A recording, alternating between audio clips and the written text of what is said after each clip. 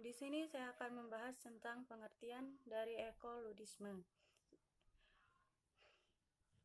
Krisis lingkungan yang dialami oleh masyarakat dunia telah mendapatkan perhatian yang serius dari para aktivis lingkungan. Respon yang muncul terhadap krisis lingkungan dapat digolongkan menjadi dua kelompok. Yang pertama itu respon lingkungan dan respon dari kelompok hijau. Keduanya kadang-kadang muncul dengan istilah yang lain, seperti light green dan dark green. Dalam perspektif Green Responses, terdapat kesepakatan bahwa krisis ekologi berakar dari kerusakan sistem sosial, ekonomi, dan politik. Oleh karena itu, perlu dilakukan perubahan secara fundamental terhadap sistem tersebut. Meskipun demikian, di kalangan penganut perspektif Green Responses, terdapat ketidaksepakatan tentang basis analisis atau tepatnya, apakah yang perlu untuk diubah, apakah sumber utama ekologi dan solusi apa yang diajukan untuk memecahkan masalah lingkungan. Perspektif Green memiliki 10 aliran pemikiran, di antara salah satunya adalah aliran ekoludisme. Perspektif ini melihat bahwa perkembangan teknologi sebagai penyebab utama krisis lingkungan. Dari perspektif ini, respon yang kerap dimunculkan oleh kaum environmentalis terhadap problem lingkungan dengan cara mengupayakan sebuah solusi secara teknologis, namun justru dianggap telah merusak lingkungan.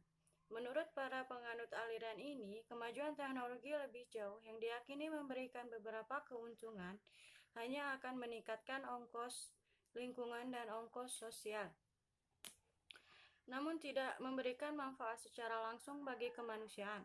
Mereka memperjuangkan pengembangan teknologi tinggi agar dapat digunakan dan dikendalikan orang-orang awam serta berhubungan secara langsung dengan upaya peningkatan kesejahteraan mereka. Di sini saya akan menjelaskan mengenai sejarah ekoludisme. Ludisme lebih sering diidentikan sebagai reaksi ganas para pekerja-pekerja Inggris atas diperkenalkannya mesin-mesin baru pada pergantian abad ke-19. Setidaknya, banyak catatan-catatan sejarah yang menjadi catatan bahwa gerakan ini cukup merusak lini produksi. Gerakan ini terbagi menjadi 3 fase kurun waktu pada tahun 1820-an.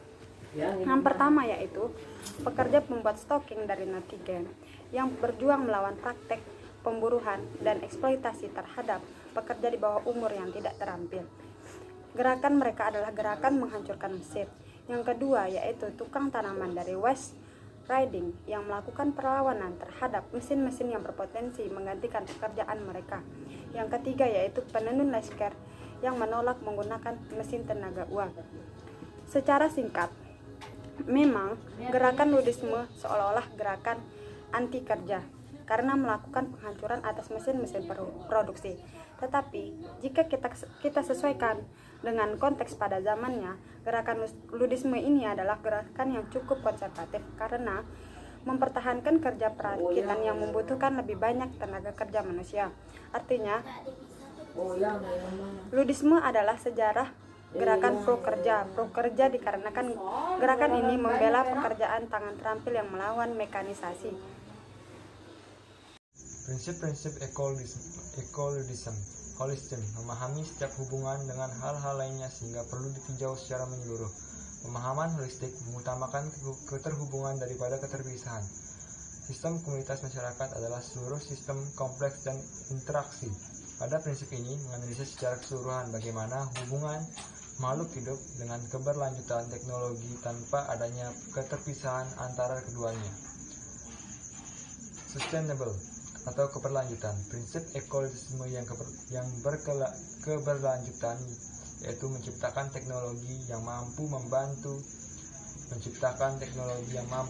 manusia tetapi dengan mengutamakan prinsip keselamatan lingkungan tanpa merusak lingkungan. Diversity. Prinsip diversity atau keberagaman untuk penciptaan teknologi tetapi teknologi yang sederhana dan ramah lingkungan serta tidak berdampak negatif terhadap lingkungan tersebut. Dan equilibrium atau keseimbangan. Prinsip ini mengutamakan keseimbangan antara teknologi dan alam. Perspektif ekologis. Munculnya perspektif ekologis bersumber dari kritik kelompok pencinta lingkungan green terhadap tatanan sosial, ekonomi, dan politik, di mana hal ini dianggap kurang peduli terhadap krisis lingkungan. Masyarakat dunia mulai menghadapi krisis lingkungan pada akhir abad ke-20, di mana perhatian masyarakat terhadap pentingnya penanganan suatu krisis terhadap lingkungan dari waktu berbeda-beda. Pada era 1970, perhatian masyarakat tersita pada masalah sumber daya alam, sedangkan pada era 1980, perhatian masyarakat terhadap pemanasan global dan kerusakan lapisan ozon. Krisis lingkungan yang dialami oleh masyarakat terhadap krisis lingkungan dapat digolongkan menjadi dua, yaitu respon terhadap lingkungan dan respon terhadap kelompok hijau. Tiga cakupan penting yang termasuk dalam perspektif ekologis. Yang pertama, pertukaran, di mana manusia berkomunikasi dan berinteraksi terhadap sesamanya dan dengan lingkungannya. Bentuk interaksi ini ada yang bersifat positif dan ada yang bersifat negatif. Yang pertama, bersifat positif, di mana interaksi mereka saling menguntungkan antara satu dengan yang lainnya. Yang kedua, interaksi negatif. Interaksi negatif ini menguntungkan salah satu pihak. Yang kedua, penyesuaian atau adaptasi. Penyesuaian ini, adaptasi menunjukkan pada kapasitas untuk menyesuaikan diri terhadap kondisi-kondisi pada lingkungan di sekitarnya. Seseorang harus mampu menyesuaikan diri pada kondisi lingkungan baru yang ditemuinya, agar dapat melakukan aktivitas sesuai dengan keberfungsiannya yang secara efektif. Yang ketiga, mengatasi. Mengatasi adalah adaptasi yang membutuhkan perjuangan untuk mengatasi masalah, baik yang bersifat positif maupun negatif. Dalam teori ekologi, memandang perkembangan manusia merupakan hasil interaksi antara kekuatan internal dan eksternal. Interaksi merupakan dasar bagi perkembangan manusia. Interaksi diartikan sebagai aktivitas saling mempengaruhi antara kekuatan internal dan kekuatan eksternal. Interaksi antara individu dengan lingkungan dapat dipandang positif apabila interaksi tersebut berlangsung dalam proses yang saling menguntungkan dan fungsional.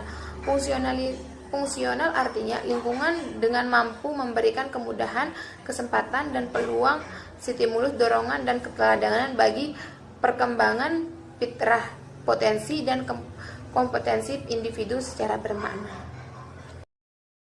Konsep revolusi industri ini lebih menekankan tujuan-tujuan ekonomi dibandingkan dengan tujuan-tujuan sosial, sehingga seringkali terjadi kesenjangan di dalam masyarakat itu sendiri. Terus poin yang kedua yang membuat pertentangan antara ekologisme dan konsep revolusi industri, yaitu di mana ekologisme ini lebih menganggap bahwa penciptaan teknologi itu merupakan sebuah atau bagian dari masalah, bukan merupakan bagian dari solusi.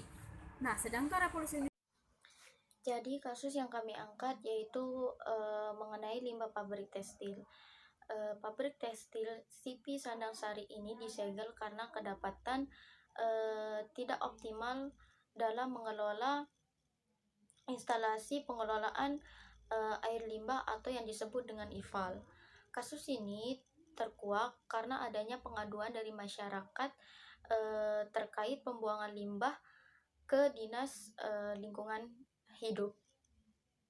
Dari laporan tersebut, Dinas Lingkungan Hidup melakukan uji sampling air sungai pada sekitaran perusahaan. Dari hasil uji laboratorium, petugas menemukan air buangan limbah tidak sesuai dengan baku mutu yang ditetapkan, sehingga berpotensi mencemari air sungai. Pada tahun 2016, penyampaian teguran secara tertulis oleh provinsi, namun sayangnya tidak digubris sama sekali oleh perusahaan. Dinas Lingkungan Hidup dan Kesehatan meyakini bahwa kinerja perusahaan soal pembuangan limbah masih tidak layak atau tidak bagus. ditandai dengan 4 verifikasi parameter air limbah yang tidak memenuhi syarat. Perusahaan tekstil ini telah melakukan pelanggaran, yaitu kedapatan surat izin pembuangan limbah cair tidak berlaku. Pabrik ini juga tidak optimal dalam mengelola limbah yang bahannya beracun dan berbahaya. Terima kasih. Solusi yang akan kami tawarkan mengenai kasus yang kami analisis, yaitu pertama adanya holism atau keseluruhan, di mana pabrik tekstil harus melihat secara keseluruhan apakah teknologi maju yang akan digunakan atau yang akan diterapkan itu mampu meminimalisir dampak lingkungan. Kemudian yang kedua yaitu adanya keberlanjutan. Nah, sebelum dan sesudah pabrik tekstil itu akan beroperasi, dia harus melakukan analisis dampak lingkungan yang tepat, kemudian melakukan riset bersama masyarakat lokal untuk menggali informasi terkait kearifan lokal yang ada untuk bisa diterapkan di perusahaan tersebut untuk meminimalisir terhadap dampak lingkungan. Terus yang ketiga yaitu adanya diversity atau keberagaman. Nah, pabrik tekstil harus menyiapkan keberagaman solusi dan keberagaman teknologi sehingga ketika terjadi dampak negatif mereka sudah siap dengan berbagai ragam solusi dan mereka sudah siap dengan teknologi yang beragam yang akan siap menggantikan teknologi yang sebelumnya. Kemudian yaitu adanya keseimbangan. Nah, keseimbangan antara teknologi maju dengan lingkungan itu harus berjalan secara selaras atau seimbang. Nah, ketika teknologi itu yang digunakan tidak akan berjalan seimbang dengan keseimbangan ekosistem di alam, maka itu akan harus segera digantikan dengan teknologi yang lebih ramah lingkungan. Selanjutnya itu adanya regulasi yang ketat dari pemerintah pusat dan pemerintah daerah. Nah, ketika regulasi yang ketat, maka akan bisa membantu meminimalisir dampak lingkungan atau pencemaran lingkungan akibat dari pabrik-pabrik industri.